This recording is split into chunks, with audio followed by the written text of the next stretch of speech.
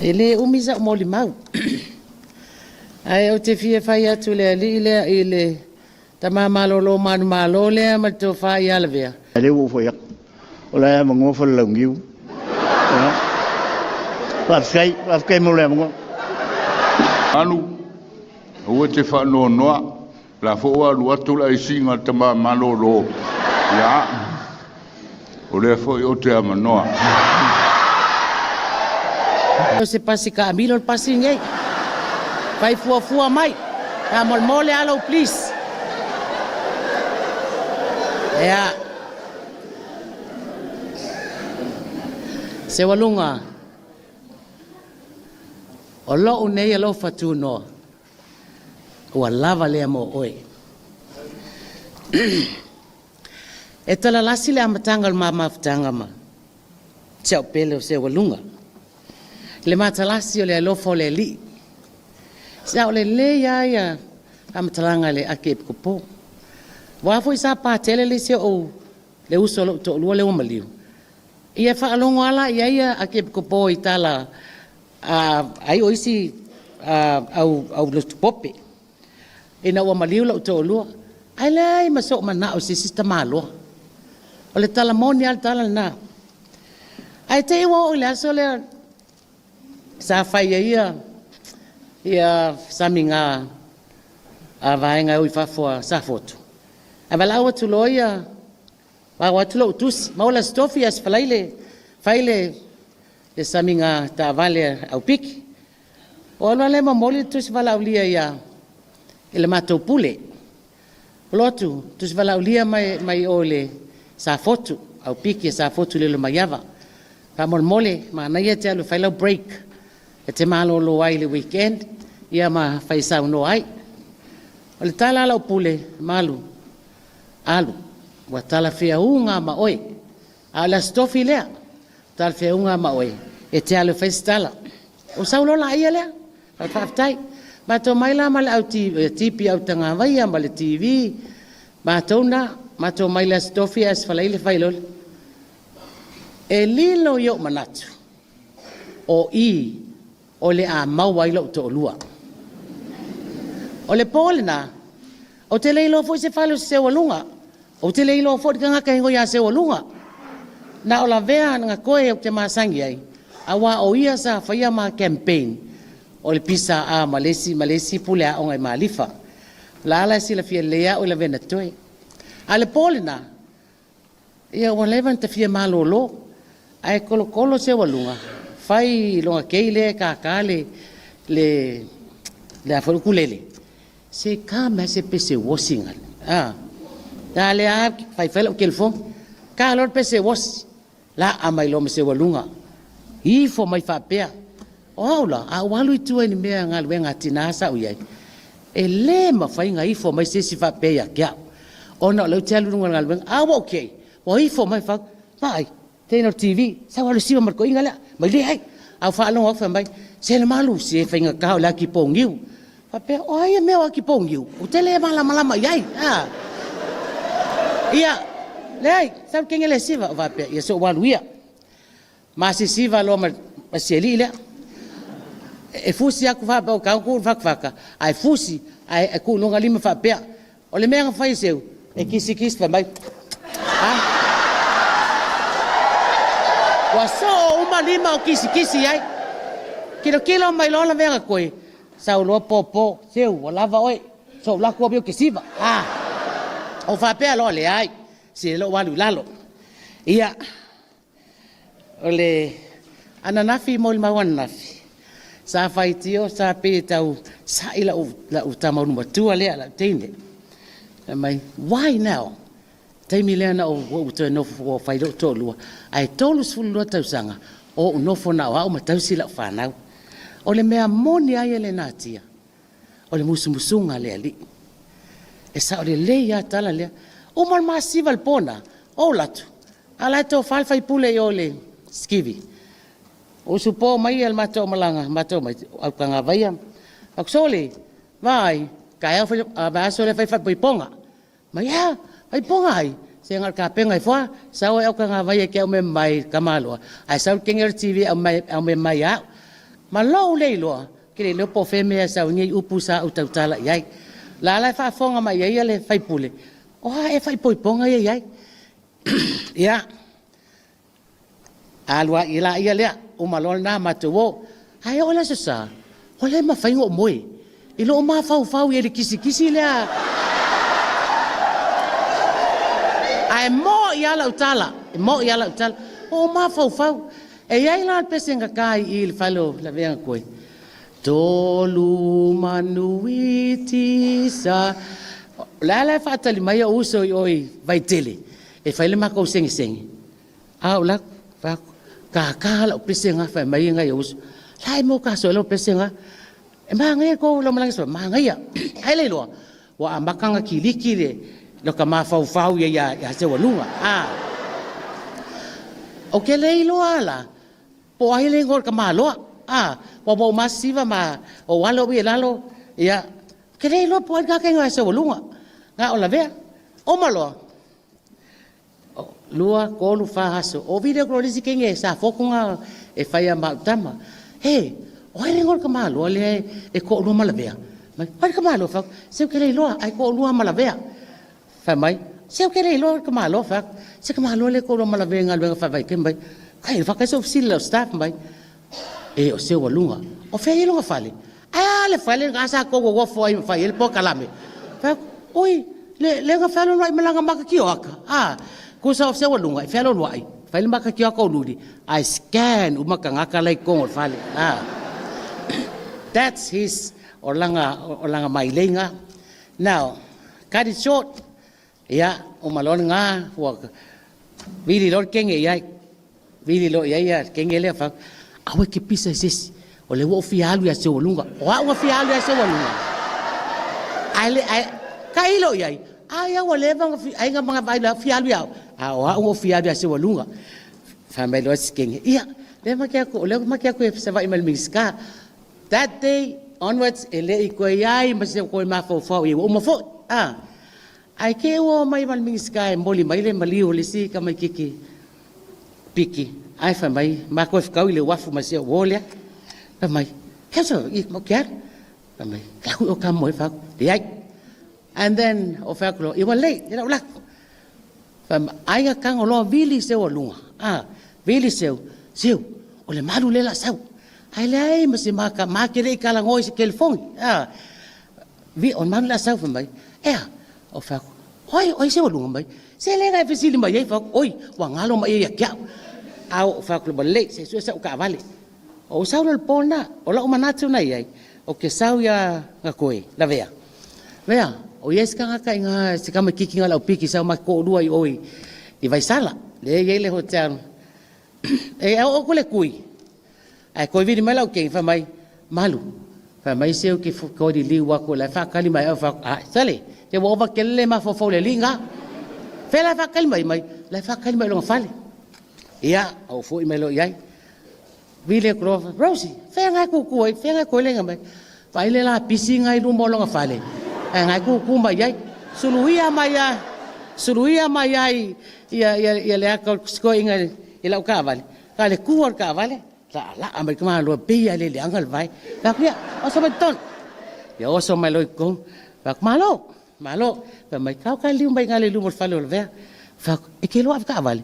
Fa mai le ai fa se mo kwai ka ke le vang ya le ma o lo me la na ai o ma lo na faile fa la vele na mai mal minsta alu rol minska a ngofo o le malo losio nga upu o upu malie upu fa ko singa loko a fia rol minska ai o ngofo lo ko la ku le va moi le me la mali fa hey la ngu me la lo telefon ka o mai lo numero na ke phone bo so me fa la wa lu ke le va ai fa mai mam ke wa mam ke ya le wa mam e ma ke le ngo fo mam I want to text Mike okay le lo text and that was so funny to me it was funny in a way for lele ka lo fai ile honest fuck au le text mai hamba ia romantic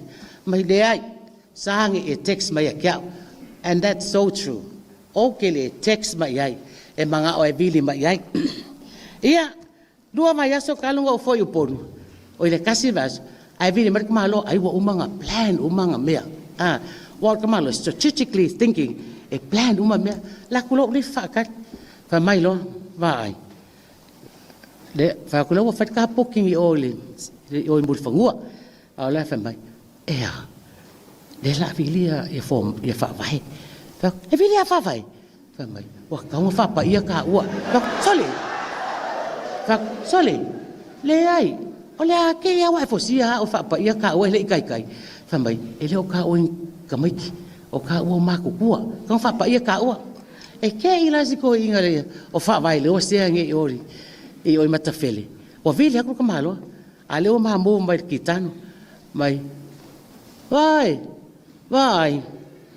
ayo kali me vai si o manga o ku le mama lima o le fafinge fa mai fa vai ya si o manga o ku le mama le lima lo makua le lo fa vai po ai le lo makua le ia fa ya la ia le ia e wi ana le fie la fa na le amatang and then a lewa o sidinga lo fa i se fa nga o le malanga mai ia ai mai se fo ia o ainga ole sila o isin vaenga o te fia tala no iai e pe ama malanga i fafo fia ia se o vai mam pe lo fai ka pasesi fai ka poki fa ele le mai ko pe fai ka poki mai ele ai la sa ko pe fa ale se ko pe malolo ai ama ola o ke lo fa iai wai e alo wa mingi o vai ia fa vai le la puk sa wo tia mai le o ke malo sia ba o lo ia o kilangi pe ma ke o ska pe on route to Australia o fa klela fa ka wheelchair la wheelchair fa mai se le ai o fa klela la fa la wheelchair nga se kau fa kau ngoi mai mam fa i fa la sa wheelchair le ai la fa la wheelchair au ke ku le nga oi no le ai it's the pride olonga pride fa sa mbo va pe he lale pa ya se wadunga lale wa ko sa ko wheelchair wa ile popole yai pe o ke alu se wheelchair pe pa wan me le va vengo o ko inga ni e kilo fo inga le pa ai me ka nga wa Facebook o me ia e ma ke le alu se wheelchair anyway e ifo o fia e le wheelchair inga wa ma ko lua kama ko mai fa kasila ma fa le Kir blessing. Mai kala blessing. Hoi. Wa la mo ko puya do lo burcia. Le ai le ri le. Ya lu burcia awa le fa ka ya ku ye wa le nga vai.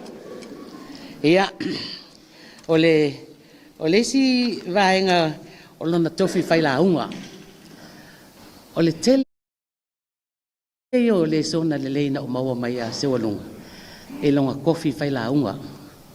Amakanga ma ngofo ia faianga la o ke longa o le stress ia pe hau ke me faianga la unga longa kofi muli ngeia o le kusi fai kau o wangalo ia tau me foi ngale on manuia o nuu e a fua mai maunga ia va mai mam se kau se fai kau i foi le kusi pa palangi ma I did o lo le sue ya du kuko me foi ngai umalo o saulo male concept o sao male just a briefing o se wa lunga la ele manga mi se kusi la se mea ngale sawa fa makala ku e mai mangaia kele la ko sau kasia e esele le leon fa longo and he's gifted o se mea lofa mo ia o na mafau e le leilanga memory o le la ungala na se lo le silafia e la vea nga faira le kala fa ku se mombo ile ka ngi sila le nga ai lunga maunga Mount Everest maunga piko ceiling ma walunga wa fai kala se walunga le tamal nei na ai lunga tama mai New Zealand e ngoa ya Hillary ya fa pe he man Hillary lo ke ngofo mai o mai eti money e kira ma Hillary ai ga kire la go bai eti money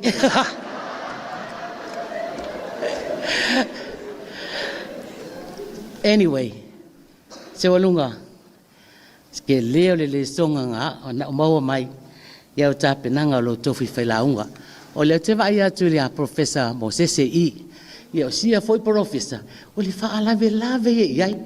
Ai whawhetai Professor Molopso Soani a se walunga. E sa o le lei. Na ngata i a se walunga le. Ia 7. O ia ankala ia kia. A o le mea lofa la ia te ia. O le kele o mea lofa le li. O lo ia ke ia.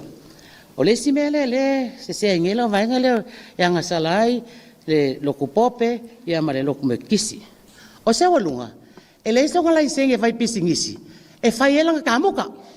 Longa winga, e iligo langa mea lai fai.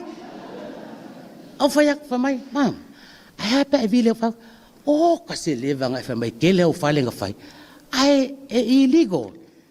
Ala ku sa se singa, apa vile kulau kamanga, ia o mega lenga iai, whawhekai o leo walu, ai le imbau ai le ofisa whawhale makulanga nga. Ia, iai, foi la mai vainga o se walunga.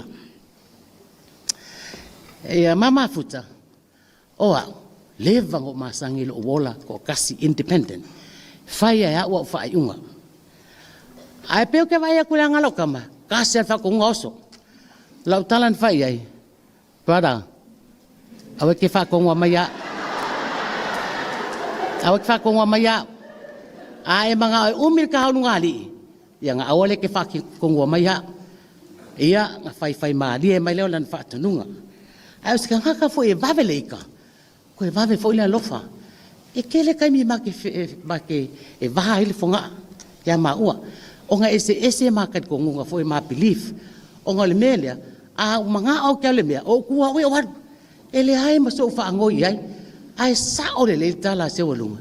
Ai ape ai lofa. O ha o lau ko lua. Wha angoi mai whak. Ui sa o foi oe. Ia, o le si ngā mea. O le ko inga ngei. Sionga ko lua lawa maliu. O fiti. Ka lo whai si whawhinge. E leo sika ngaka. E mamulung o whiengi kupe o ngā lafo. I longa ko lua. Whakai ka inga lau kala. O isi o ngala foi movo. Pe maula nga lua fe ko lua fe la kuro fe. Malo launga. E fia lau. Ia wa uma voi anko e kufai o. A o le pepelo ia. O ke mau akur ke ukusi. Lai ia a ko ai ko kongo lang. Then one day. O kango fai whakai ka inga. O whapea. E le kai ka ima muru mai kuper ka aka nge yakia. Whapea whak. He. Kalo fai silo ma kuo fiki.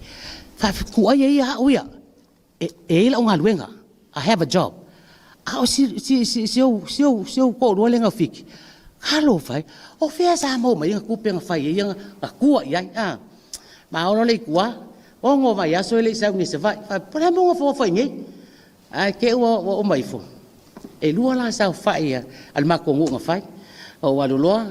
Sa fai mua. Ia o kula fai lo makongu. Ia o la ia konga, o la lafo, o la ko fa, ia male, la ke kus, o sau loa. Mai, mam, ea, ma vaya, sa fai lo la, kala ke kus, lua fe. Ia dad, afe oi, afe a. Following week, same, lua sa fai song fai, o la ko pe le ngamau. O fe ko va ai. Leo fa ia ko fa kai kai ngai ki oi. E alu iau gofo. Pa pengang fai. Pengang fai. Mam, la ukupe lenga maua. Olea. Ai fasia risa mai. E fia la se kupe ke manga o ironga lafo. Pa. Ke le fesila fa pengai ke. Ai fa ngal fai ai. O fa kulo. Vai. Afa oe. Afa 50-50. O menga ka ungali. Vai. La mo nge ya longa lafo ke le ale ka fai sa fai au sala be. Ele ai ma se kupe o mai akia. Ai nga maliu loa, o le ko koe mea langa luenga. O ai nga ki ngai. O wau, o whapea. Ai o aka mai lea li ilea. Le li ilea whapea isa. O ifi mai ka ilea leo koe whai umai ke nga luenga koe. Ia, anyway. Ave ia nei lao. E mamoli atua isa o whaftai te le lava. Whaftai lau sungarsea, tai sao ninga. Whaftai iau soa tau. Ia wa fio te foi la ke popo ia fa fatai mo le amana ia se tautua a se walunga. Whaaftai whalotusi ole e kalisi me tesi, whaaftai lava, whaaftai mo le fio mai matala au mai, ia e mai se fo'io, whaafiangainga taulangi, whaaftai pātele, ia e kalangoa mai asko i inga ia o anga wō pākele, a ia maafua o ngā ole mauaile la ko wingo ma fie ai, ia whaaftai mo ainga na lua, whaaftai mo le talitonuina fo yo au ia mai le atou wa lofa ia te au ai mai se ai ngai New Zealand wa auto va mai pe ama watu ma se walunga se o le mimi ka ia ke au ma fa ke kenge ia ke pe ama holunga ainga o ke lo le but fa fe kai ai ainga se walunga New Zealand ai mai fa pe foi samo nei ile toa mana ia foi se tau tua fa tau va alo ni tangata fa fetai ma wo fai fi au Whaaftai le alofa ma le anga le lei, loutou ma au, wa sa saa mai, a wātou ma le wale alofa, i le tamao le ainga. Whaaftai ma wo, tai ma iawa tito ma taua, whaaftai la vea fiso ma te atawa aliki, whaaftai mo mea umor tātou whai ngā wo, i le ngatai. Ia, whaaftai, so se si te wa pau ia te au, ia ai alofa mai le atua, ia manu ia tele lava, to e sao ninga ole tama ole ainga e la le pesele na siva ia na masi siva ai le so leo la alfa leo atua ele ta ole pesele Anne Murray I'll always remember that magic moment that you held me close to you as we sway together. I knew forever you will always knew. Could I have this dance for the rest of? Could you be my partner every night? When we're together, it feels so right. Could I have this dance for the rest of my life? Whaaftai to for that.